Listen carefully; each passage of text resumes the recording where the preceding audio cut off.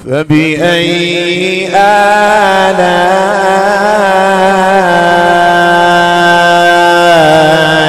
ربكما تكذبان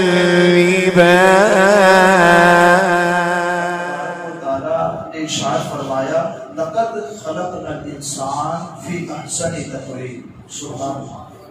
یعنی یقیناً بے شک ہم نے آدمی کو یعنی انسان کو سب سے اچھی صورت پر پیدا فرمایا. سبحان اللہ. سب سے کائنات میں سب سے بہترین شکل و صورت میں جسے پیدا کیا گیا وہ ہے انسان. سبحان اللہ. اللہ تبارک و تعالیٰ نے انجیل، زیتون، طور سینا اور شہر مکہ کی قسم ذکر فرمائی پہلے.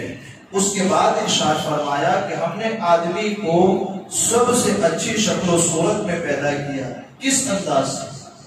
اس انداز سے کہ اس کے اعضاء، پارٹ، باڈی کے حصے، اس کے اعضاء میں مناسبت رکھی.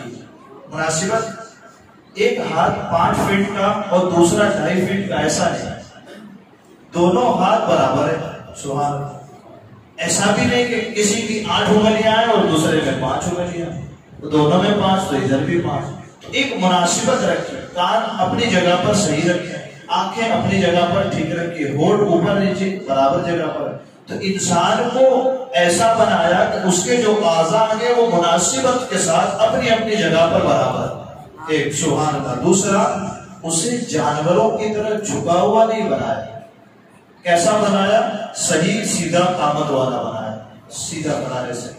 تیسرا، اسے جانوروں کی طرح منہ سے پکڑ کر کھانے والا نہیں بلکہ ہاتھوں سے توڑ کر ہاتھوں سے کھانے والا بنایا. سبحان اللہ. ٹھیک ہے، اپنے ہاتھ سے پکڑ کر کھانے والا بنایا. اتنا نہیں، اس کے بعد یہاں لکھتے ہیں کہ اسے علم عطا کیا، علم کے ساتھ فہم عطا کیا، فہم کے ساتھ ادراک عطا کیا، سوچنے سمجھنے کی صلاحیت عطا کی، عقل عطا کی، پرکھنے، تمیز، یہ اچھا ہے یہ برا ہے اس کی بھی تمیز عطا کر دی. اور اس کے بعد انگنت صلاحیتیں اس میں رکھی. سبحان اللہ. صلاحیت، گن، اچھائیاں اس کے اندر رکھی. سبحان اللہ. تو اس اعتبار سے جدا پیدا فرمایا.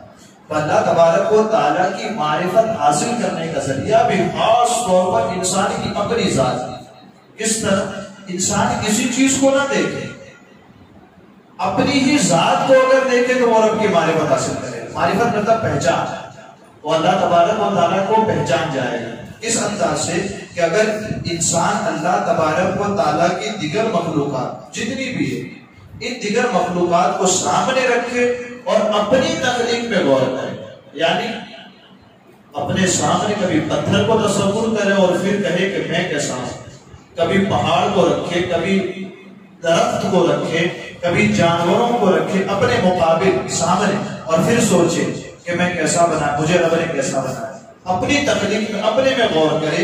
اللہ تبارک و تعالیٰ کی معرفت کا سب سے بڑا ذریعہ انسان کی اپنی خود کی ذات. سبحان اللہ. پہچان کا کیا یعنی کہ اپنی تخلیق میں غور کرے تو اس پر روزے روشن کی طرح واضح ہو جائے گا. یعنی کہ بالکل کھل کر کے بات سامنے آ جائے گی کہ اللہ نے اسے بہترین صورت یعنی حسن ظاہری بھی عطا فرمایا اور حسن باطن بھی اسے عطا فرمایا. سبحان اللہ. اور عظیم نعمتیں اسے عطا فرمائی. اور اس چیز میں جتنا زیادہ غور کیا جائے گا اتنا ہی زیادہ اللہ کی عظمت اور اس کی قدرت کی معرفت اسے حاصل ہوتی چلی جائے گی. سبحان اللہ. انسان کے پیٹ میں جو جٹھر جس کو گجراتی نام کہتا ہے جگر، اسی کے اوپر غور کر کہ کیسا بنایا. صرف اتنا سا ہے، 2 سے 4 انچ کا ہے، لیکن کام کتنا کرتا ہے. اور اگر وہ ختم ہو جائے تو پھر انسان کی زندگی ختم ہو. آنتوں پہ غور کر کبھی کہ آنتیں کیسی ہیں.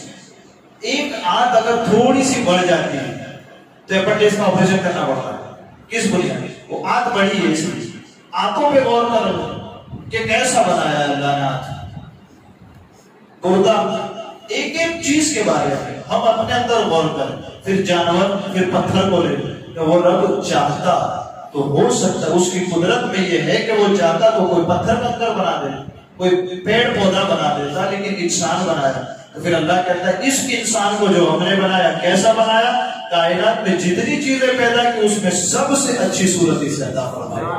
سبحان اللہ۔ تو یہ ترجمہ اور اس کو سمجھنے کی ضرورت کیا کہ اللہ تبارک و تعالیٰ نے اس کائنات میں سب سے بہترین شکل جسے عطا فرمائی اس کا نام انسان۔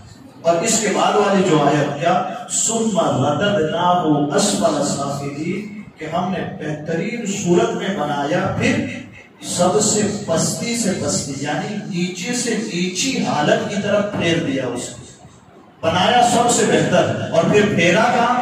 سب سے نیچی حالت کی طرف پھیر دیا۔ انشاءاللہ اس پر کل گفتگو کریں گے کہ وہ نیچے سے نیچی حالت کہاں ہے اور کیسی ہے اور اسے ہم کس انداز سے سمجھ سکتے ہیں۔ اللہ تبارک و تعالیٰ مجھے آپ کو کہنے سننے سے زیادہ علم عمل کی توفیق عطا فرمائے۔ قرآن مقدس کو سیکھنے، سمجھنے، اسے یاد رکھنے، اس پر عمل کرنے کی بھی اللہ ہم سب کو توفیق عطا فرمائے۔